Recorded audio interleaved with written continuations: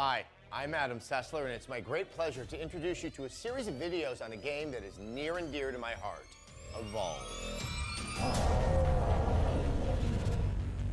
It's an asymmetric multiplayer game that pits 4 hunters of very distinct classes up against one monster that only gets bigger through the course of the match. And it may sound simple and elegant in concept, but turning it into a reality, that's a whole different story.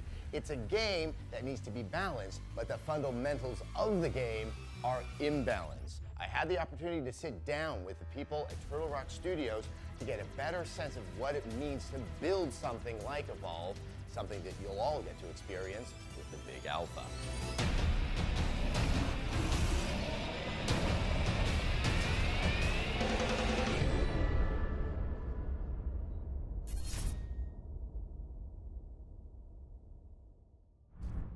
So the concept of asymmetric multiplayer is kind of easy to get your head wrapped around. You don't have clear equities on one side versus the other. But in terms of what that means in terms of reshaping multiplayer design, I mean, that's pretty significant. I'd love to get both your thoughts about why you decided to take on something as ambitious as this and what you felt that was going to allow you in terms of a creative direction. I think early on we didn't think about that really. We just thought about it would be great to be 4 hunters tracking this huge monster, and it would be great to be this big monster, right, fighting against these guys. So, you know, we didn't really think about sort of all the technical challenges and all the balance challenges and stuff like that. We just sort of wanted those 2 experiences, right? And it just so happened that it's kind of in the same game. There is something that is innately appealing about sort of not looking, I guess, at the other side and seeing kind of a reflection of myself, seeing something entirely different. I don't even know if I can put my finger on what's so appealing and exciting about that. 4 guys up against a giant monster, right? The 4 guys, you know, if you're on that team, you feel like the underdog, right? And then as the monster, yes, you're a big, powerful guy, but you're going up against 4 humans, right? So there's that aspect of, you know, you're also kind of the underdog from a different perspective.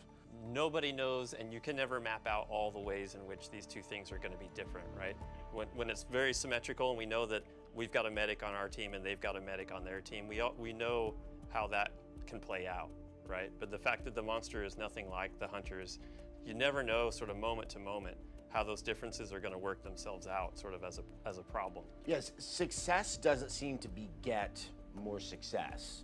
I think you see that in a lot of multiplayer games where one team that gets an edge can kind of parlay that into a wider margin and a wider margin. And what I've noticed playing several matches is that you can feel really good about how you're doing, and that's kind of all for naught, maybe, you know, 5-10 minutes later, because fortunes can change so quickly. Yeah, we really made a conscious effort to make sure that you were never out. We've seen so many times in, you know, hundreds and hundreds of games where, you know, it was very clearly going to go this one way and you think it's going to go towards the monster's favor or whatever, and then something happens in the game. We always wanted that scenario of like feeling like, yeah, we might be down, but we can still win this. We can always come back.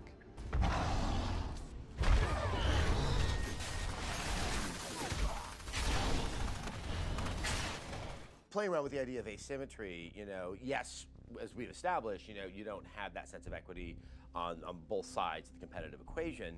But in addition, you look at Kraken, you look at Goliath, there's not really much parity between those 2 as well. And then you start to add in, you know, the various hunters that are in the various classes, and then the options of the perks that you pick, both for your monster and your hunters. You're looking at a lot of variables. I mean, I think asymmetry actually at that point is doing a disservice because it's almost a cacophony of sort of options of how this whole thing can play out. Originally we had just 4 hunters, like Phil said, we had a bunch of gear, right? And we wanted the gear to kind of define your role on the team. But we always set out to have different species of monsters. And the goal was that playing against one species and playing against a different species would be a whole different game. You have to position yourself differently. You have to move through the map differently. You want to take different gear. You want to have a different play style and have a different plan as far as teamwork on how to deal with that monster, you know? And then from the monster side, obviously playing one that flies. In the example of Kraken versus Goliath, who's ground-based, Kraken in combat can spend his entire time in the air. So we really, really wanted it to fundamentally change the game. It does kind of break out from asymmetry to this crazy mix of combinations across the board between environments and wildlife and hunters and monsters and perks and buffs, and so it gets pretty wild.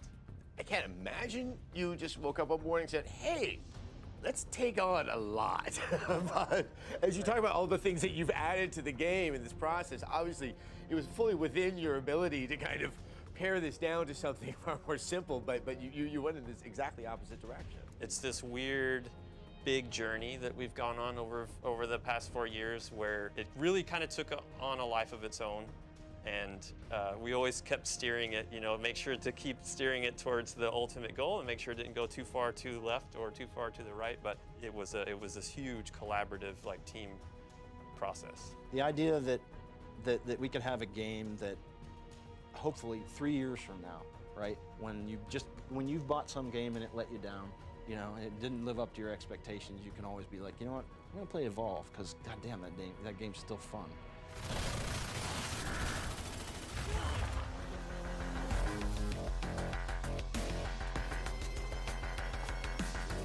All these years of work going after an unconventional take on multiplayer design is about to be put to the test, and thousands of players get in on the big alpha.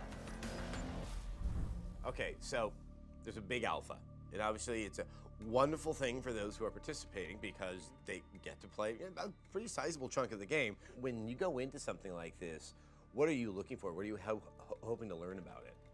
Oh, everything. Yeah, so it's just low. It's the whole modest gamut. expectations. I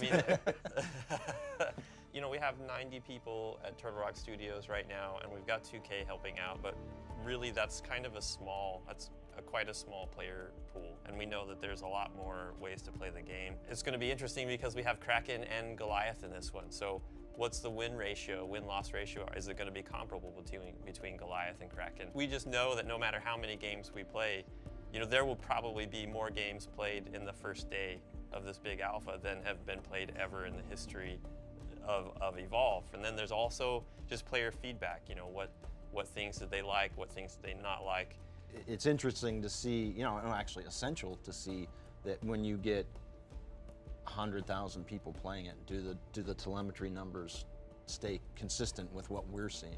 And we know we're not going to get it all right. We know that we're going to come out of this with a lot of notes and needing to make a lot of adjustments. Let's go through some of the stuff that is available so that people sort of know what to try out and to try out enough of a variety that you guys can actually get the data.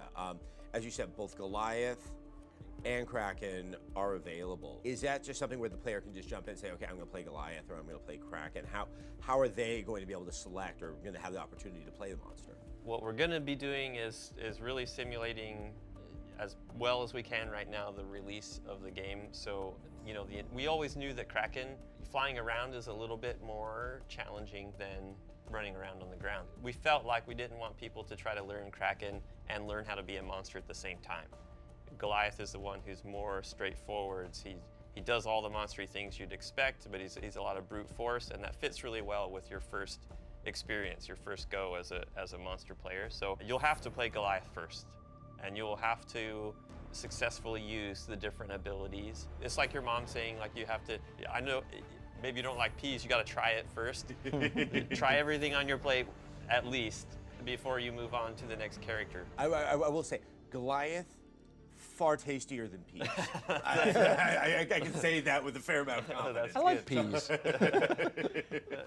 What are some sort of key pieces of advice for maybe those first 2 or 3 matches when people are definitely still babes in the woods? Yeah, generally the bigger something is, the scarier, the more powerful it is. So make sure it's a monster before you shoot it. You want to kind of stay together. I mean, if a guy runs off by himself and trips and falls into a mega mouth, if his buddies aren't there, obviously, that he's going to get swallowed whole. And something that I think that people don't, it takes people a while to figure out is that initially they're just following the tracks, but you have to realize that the monster moves more quickly than you do, right? So if you're exactly following those tracks, You'll never catch up. You'll never catch up.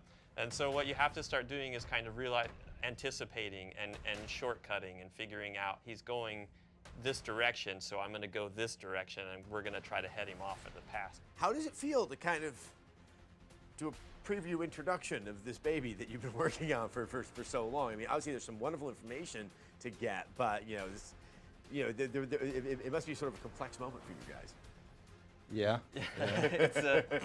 It's a relief, obviously, and it's also scary at the same time. You know, it's just we've invested so much time and effort, and I think everybody's anxiously nervous. We got a little taste of it with the smaller alpha, but this big alpha is the real deal.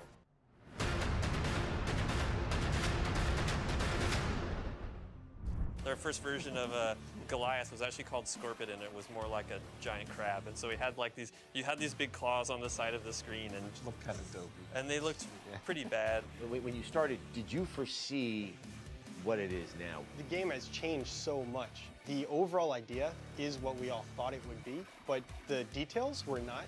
It was just us playing this fundamentally good idea and then building on that and making it cooler and cooler. A unique game like Evolve requires a very particular developer, and that's Turtle Rock Studios.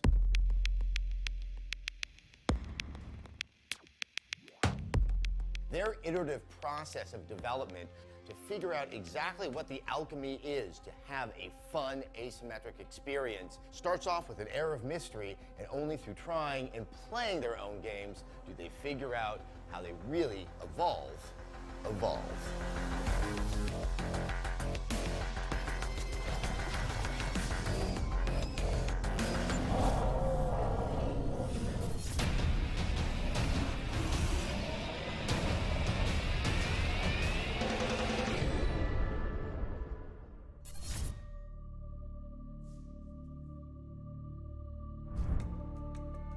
Evolve is all about providing the right tools for the player to create an exciting and memorable experience. To accomplish this, Turtle Rock had to fastidiously and repeatedly experiment and evaluate every aspect of the game's design to make Evolve what it is today. When you started, did you foresee what it is now? Were you able to conceive of this product as it's coming together in its final months? It's kind of difficult because the game has changed so much. The overall idea is what we all thought it would be, but the details were not. It was just us playing this fundamentally good idea and then building on that and making it cooler and cooler. So you originally only had one hunter in each class.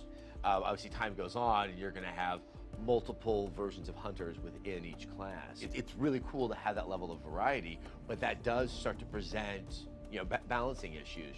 How you started to, make them very distinct from one another, but also so they could all play really well together. It's about trying to give the players freedom of choice, but not overwhelm them, because there were so many options, and it took so much for you and your teammates to choose the right combination to actually get that synergy that we have now. We wanted to guarantee that you have that and then put the depth into the character themselves.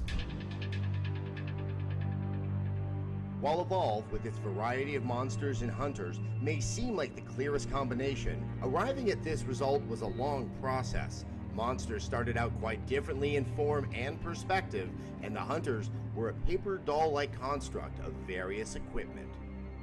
What's interesting though, when you look at all the different hunters, for your very first prototype, 5 months in, it was just 4 guys with assault rifles.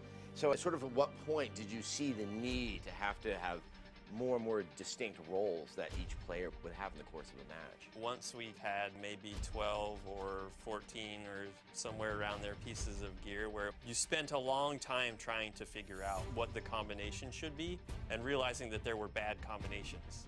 If you took this piece and this piece and this piece in gear, I could almost guarantee that you would lose the game. It's really bad, right? If the team can lose before the game's even started, and we need to make sure they can't make that decision. So that led to classes. You need to design your game in such a way that you're encouraging people to play the game the way it's intended to be played.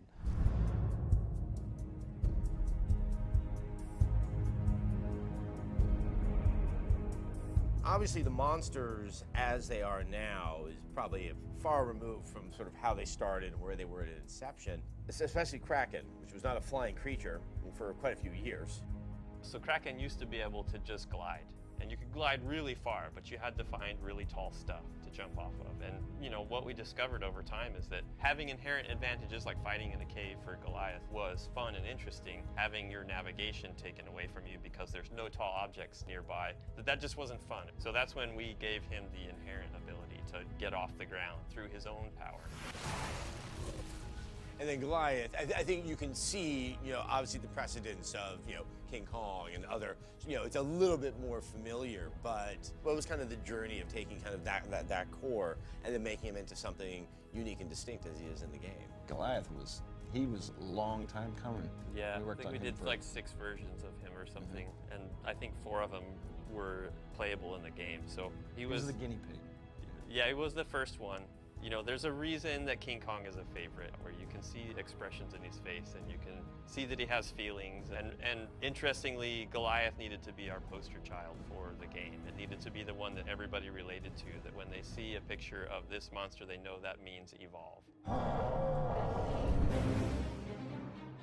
So let's talk about a few examples of things that were significantly altered during the course of development. I think one of the key ones, because it's still amazing for me to even conceive of it, is that, you know, originally the monster was played from the first-person perspective. Yeah. And it sounds like that's something that you guys wrestled with for a while before realizing that that just can't work. Yeah, it was one of those things where we'd always just envisioned the game. All we've ever built as Turtle Rock Studios is first-person shooters, you know, so we just always assumed that the monster would be first-person. Why would it not? That's what we do.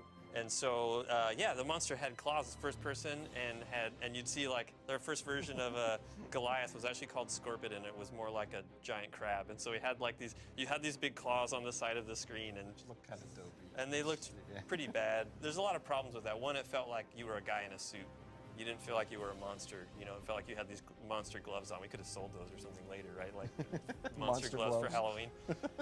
Then the other thing was, we had traps and mines that you're stepping on, and there's all this awareness. You're surrounded by hunters a lot of times, and so being first person, you're blind to a lot of that. You know, you can't see. You get a harpoon in the back, and suddenly you can't move, and you have no clue why. Right, and so we would have text that would show up on the screen that says, "You have been harpooned," and that's the best that we could do. And so we had all these problems, and we were wrestling with those problems for a long time. And a couple of the guys on the team took it upon themselves to experiment with making a third-person camera and just seeing what did that feel like.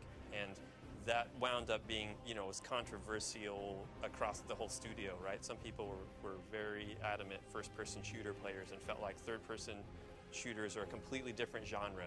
And it's just one of those things where we had to just remind everybody to be open-minded about it, and let's put it in the game and try it.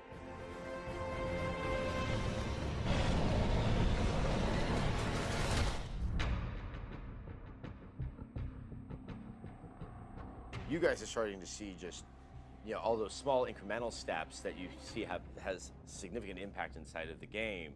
But that's because you're with that game so frequently. I mean, do you ever worry that, like, you know, sometimes like the forest and the trees, you know, you're having a hard time separating them?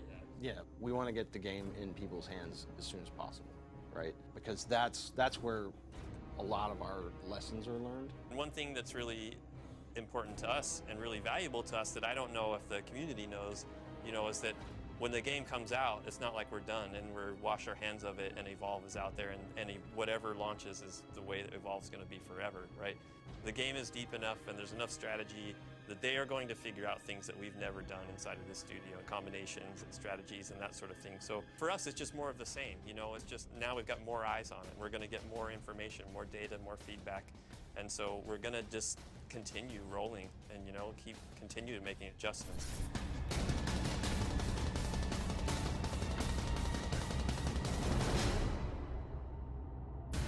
What was the concept of the hunters? What was the core thing that was essential to sort of fleshing them out? Giving them the tools that they needed to actually take down this massive monster and how to actually fight this monster who was not developed and designed completely already. So it's like a difficult problem to solve when you don't know how to fight this thing that isn't built. There's a fine line between archetype and stereotype. Stereotype is a negative thing.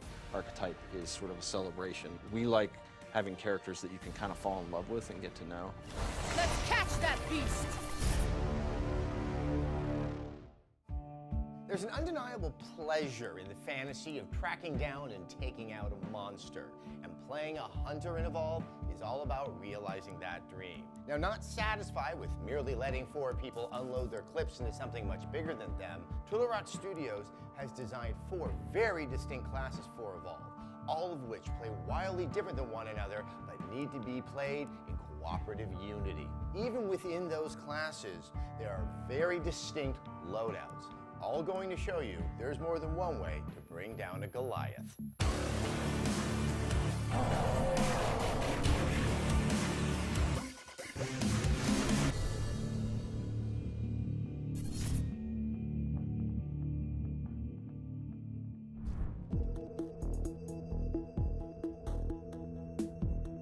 I guess at the beginning of the game, the ideas are there and you're ready, set to start to make it happen. What was the concept of the hunters? What was the core thing that was essential to sort of fleshing them out?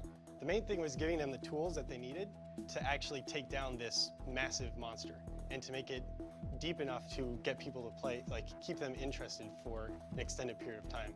So that was the main thing, is figuring out what those tools are and how to actually fight this monster who was not developed and designed completely already. So it's like a difficult problem to solve when you don't know how to fight this thing that isn't built. Did you already see sort of the 4 classes? Like, what was kind of the strictures you were trying to work within? It was all theorizing, basically just sitting around speculating on, well, what would you want to do? How would you stop this monster? How would you fight him? And then we'd actually just build them, implement them, and test them at a very early stage and see how it played out. And then the good ideas, they just kept getting developed further and further. And they became the things that are actually in the game now.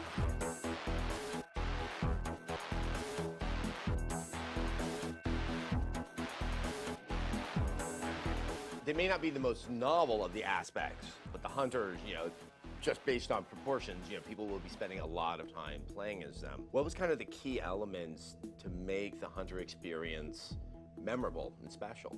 The first part's obviously the gameplay and making sure that the gear is there, and the gear kind of helps the co-op happen, right? Every class has a role, an important part to play. And so there's that aspect of it, and then there's really the art side of it, which the VO personalities. You've got the games that will sort of have the generic guy, right? And we like having characters that you can kind of fall in love with and get to know. We look for like really strong archetypes. There's a fine line between archetype and stereotype. Stereotype is a negative thing. Archetype is sort of a celebration. The big thing is that we want the characters to feel new and fresh, but also familiar and kind of comfortable, right? Like, so when you look at Markov and you hear him talk, oh, okay, I get it. He's the big boisterous, Russian guy who likes to fight. I get that. One of the things that we decided to do sort of later in the process was kind of go a little bit stylized with them. Not only does it make them easier to sort of pick up in the game, but it also sort of exaggerates their character and reinforces that lovability.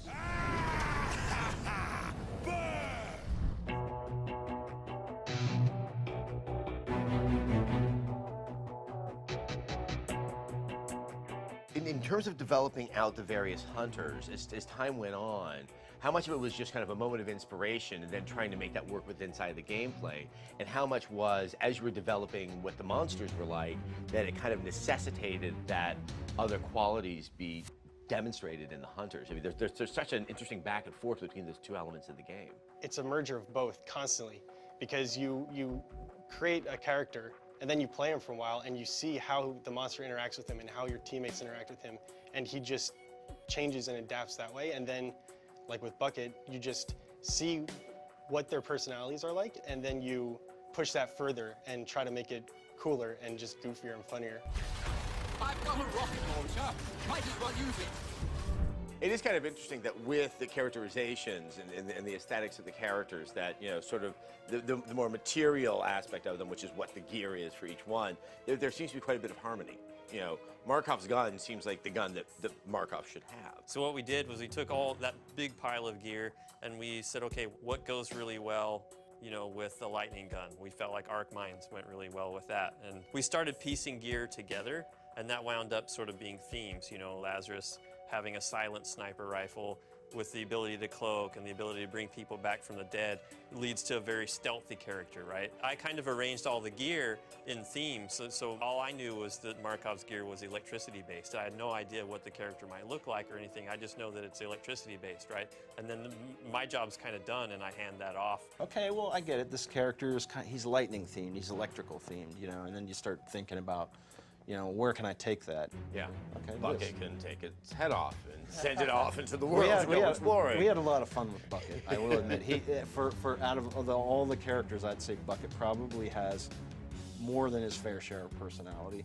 Once the character team decides we'd really like to have a robot, then it kind of comes back and is like, well, if it's a robot, we can do crazy stuff. Like his arm could be a rocket launcher. That sounds cool. Again, it goes back to us being 13-year-olds and being excited about, like, if I was a robot, I would want to have an arm that could shoot rockets and I can fly my head around. That would be awesome. So that's what we do.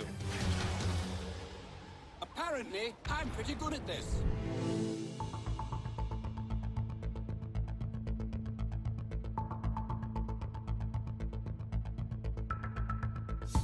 And then you also have, you know, perks. Each, you know, hunter can say, okay, I want to be able to move faster, I want to be able to heal faster.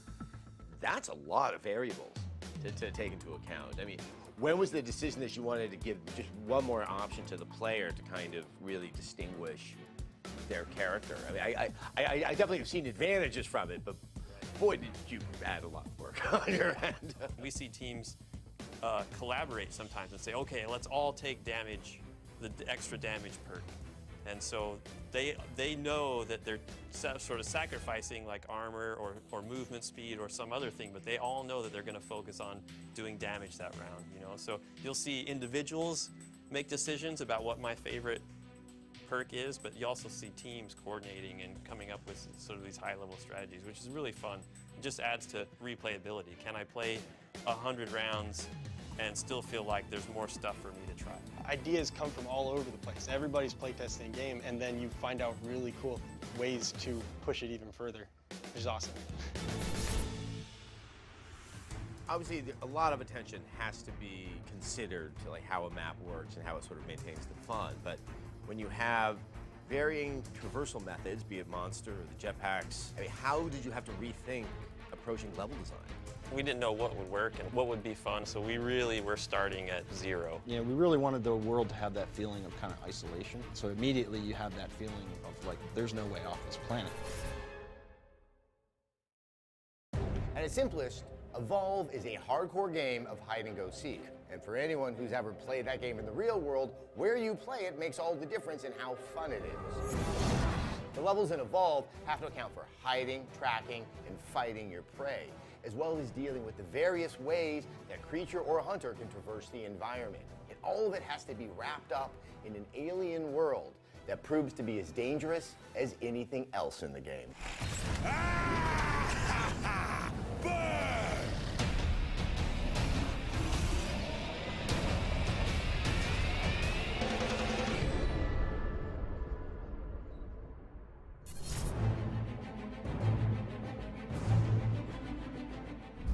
Obviously, a lot of attention has to be considered to like how a map works and how it sort of maintains the fun. But when you have varying traversal methods, be it monster or the jetpacks of the hunters, and the fact that there's really two stages of the game, one which is more like a hide and go seek, you're trying to stay away from each other, and one which is sort of combat.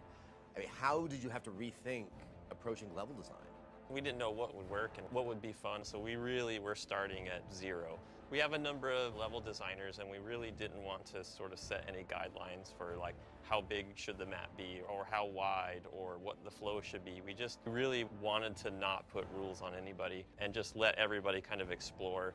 There was a bunch of maps that we tried that won't ship with the game, but we learned from those. The first map that we did was enormous. It was like a little over half a kilometer. And we found very quickly that if a map's too big, they never find each other. And if a map's too small, they can't get away from each other, right? So there's a sort of fine balance, that it really can only be figured out through playing the map over and over and over again, how big a map needs to be.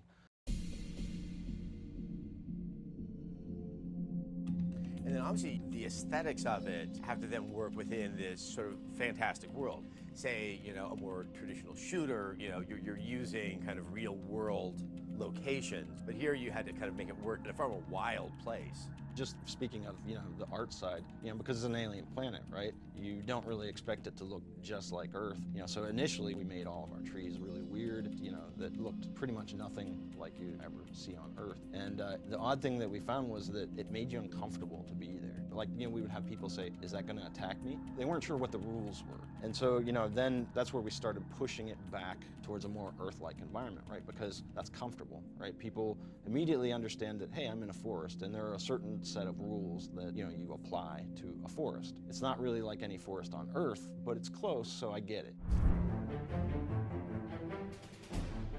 You know, another aspect sort of movement, you know, once you do start engaging with the other side, that doesn't mean you want to do that in perpetuity for the rest of the match, that there is a desire to want to escape. Yeah, a forest environment was the first environment we built. We had these tall trees, but trees don't break your line of sight down low where the player's eye is. So we had to start making these really large bushes. And that worked, and we started building maps that way, and we said, okay, we figured it out. And then we went to go build desert. Desert doesn't have a lot of trees and bushes. And yes, we can use rocks, but you can only use so many rocks before the map starts to look weird.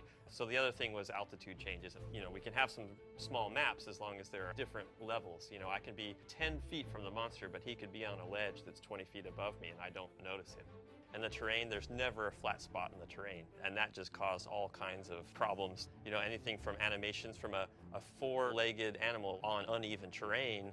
Now you're looking at IK systems to snap the feet to the uneven terrain, or you're looking at, does he tilt when he goes up and down? And then our monsters climb. They can climb almost anything, right? So the climbing has to be able to handle an organic surface. You know, it's like one thing on the art side to want these really natural looking organic environments, and then on the tech side, you've actually got to go back and make all that stuff work.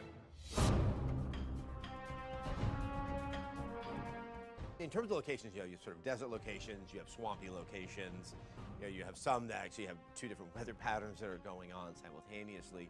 It's kind of like it helps inform the fiction of the world.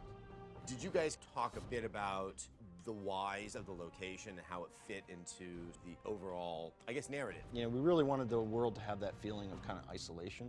So immediately that's like, okay, well, it's a colony planet. That's why it's relatively unpopulated, because you're on the farthest reaches of civilized space. And, you know, so immediately you have that feeling of like, there's no way off this planet. The other thing is, like, we've always really liked Westerns. So why not, you know, inject a little bit of that flavor? And I think as you run around the world, you see little bits of that Old West architecture that kind of harkens back to those days. In addition, you know, monsters and hunters on this map, there is the flora and fauna. You know, there's a lot of creatures, some which are completely harmless to a hunter, some which are incredibly harmful. I mean, the tyrant is the one where, you know, if I saw water on a handful of maps, I'm not even going down there. Well, there's certainly, for the monster, we wanted there to be this element of risk-reward for when he's eating, right? So, you know, the bigger, the more dangerous a creature is, the more meat. The faster he gets to evolution. Right, exactly, yeah. The more sustenance he gets from that. So there's this whole strategizing. Do I want to stay safe and just eat the little creatures that aren't going to hit me, or, you know, do I want to stage up quicker? The wildlife creates opportunities for both teams. We saw a monster win a game because 3 hunters, 2 of them stepped in plants and 1 got hit by a megamouth all at the same time. So the whole team got taken out by the environment. You know, from where you started with the game and, you know, those initial levels, have you guys learned more about the vagaries and the nuances of level design because you've been trying to do something that pretty much hasn't been done before? Yeah, I think so. You know, we're still learning more, and we expect to learn more once we get more players in there. We study heat maps and all the places where people fight and where people killed and how do they move through the maps. And so we feel like we've learned a lot, but we still feel like there's a lot more to come. Like, there's a lot more to learn. We know that we can make even cooler stuff in the future, so we're just going to keep pushing.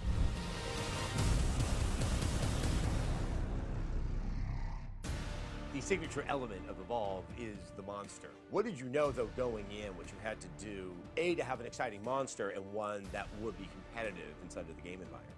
from a visual standpoint, I think the initial goal was to come up with monsters that you'd never seen before, right? And so what we ended up with were some monsters that, as works of art, were really cool, but you would look at them and you didn't know what the hell you were looking at. You want to be attached to your character. Monsters are no different. Certainly when I'm playing as the monster, I feel like I'm the good guy and they're the bad guys, and of course vice versa.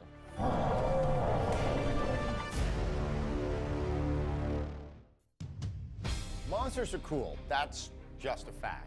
Part of their endless appeal is that they are fundamentally strange and different to the world that we exist in. All of us can sit around and imagine that thing that would scare us when it goes bump in the night, but for TurboRock Studios, they had to figure out how to articulate that in such a way that you could control it, that it would become natural as you unleash your inner beast. Shield is up. Let's see what you got.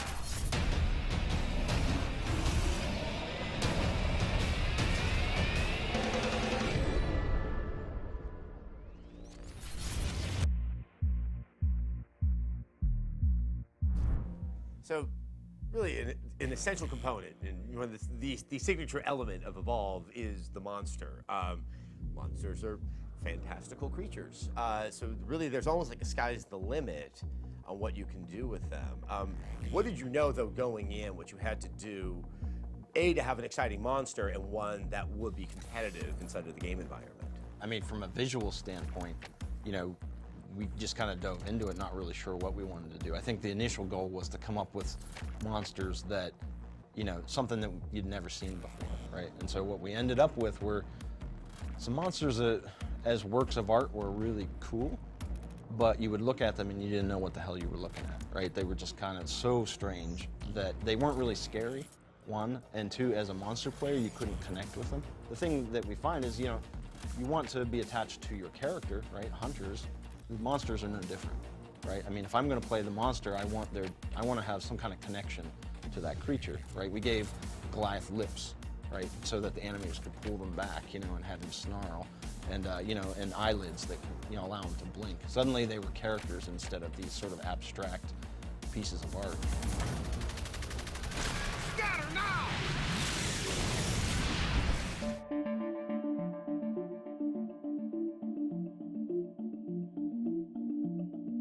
There's a lot of function and form that has to, you know, they have to coexist at all times and simultaneously.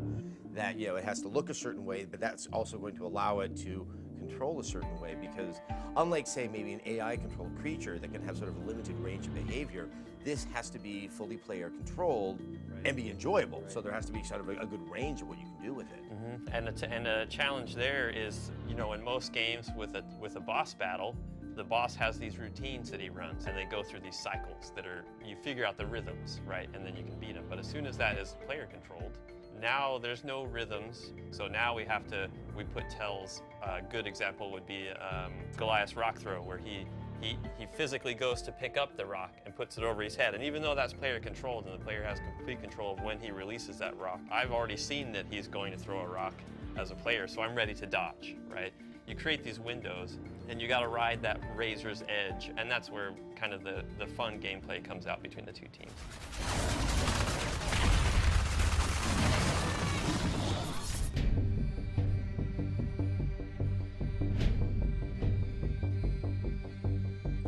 When you first started out with the game, with the monsters and where they are now, a lot has happened.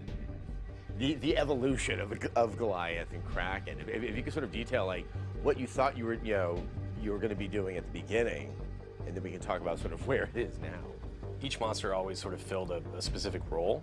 So we always knew off the bat that Goliath was the brawler, and he needed to get up close, always close the distance to get close to the hunters to sort of seal the deal. When we started, it was originally first person. It was a tedious affair, I guess, to say the least, to try to keep track of 4 guys who are all just ganging up on you. It's just frustrating for the player. Like, it wasn't an enjoyable experience. We played the game for a long time in first person, and one of the things that we never really saw was the sense of scale or like change. The evolution, the name of the game, was something that we had to sell. We knew that much. And you raise a camera up a few feet or even a couple meters, it wasn't really, there was no impact, and definitely nothing exciting. Getting taller is only part of it. Like, it's very difficult to sell like a sense of weight and size, it just feels like you're driving like the crappiest car ever. You know, it takes forever to turn around. You know, you're trying to turn the corner and you're just driving a boat. You know, and we were trying all these different things to say like, you're big, you're powerful now, you can knock down trees and things, but it just always felt like a frustrating work to make that happen. And if we could see the monster, I can sell his weight, how big he is, we could make him look really cool, and you'd know that's you. Like, why are we hiding the cool looking monster? We were actually kind of worried that, hey, if this third-person monster thing works, it might be shut down just on the premise that it's too different from the other part of the game, and like maybe that juxtaposition isn't going to make sense to people. But it was cool because the reaction was, wow, the monster, they feels like their own experience now. The monster is his own guy, the hunters are their own guys. And it was like just kind of this accidental byproduct that it actually added something for them to be different. So that was really cool.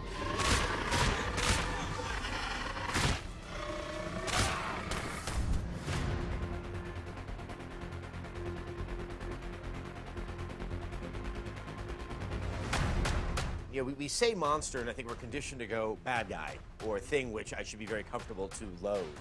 But really in the game, they're remarkable animals. Like there really isn't kind of a moral judgment that's passed on them. And you know, maybe sort of in allusion to, you know, movies like King Kong, you know, there's at times I couldn't help but have a degree of pathos, even sometimes when I was the hunter. Right. I mean, did you always kind of see it as having, I don't say moral ambiguity, but actually a moral equity between the hunters and the monster itself? Yeah, I think so. I mean, the thing about the monsters that we decided very early on is we're not telling you where they're from.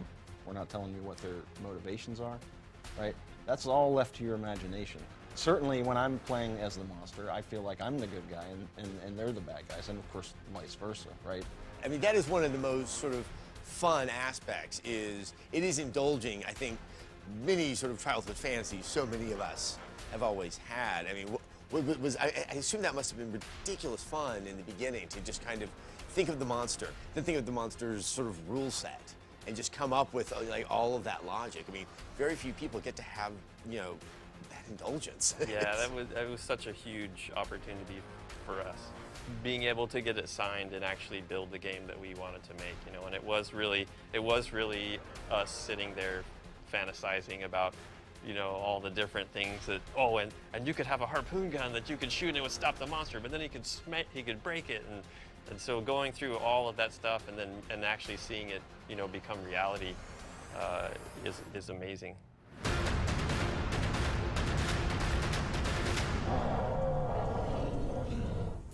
One of the great pleasures of conducting these interviews, and hopefully for all of you in watching them, has been such a fascinating look at the creative process of a talented developer.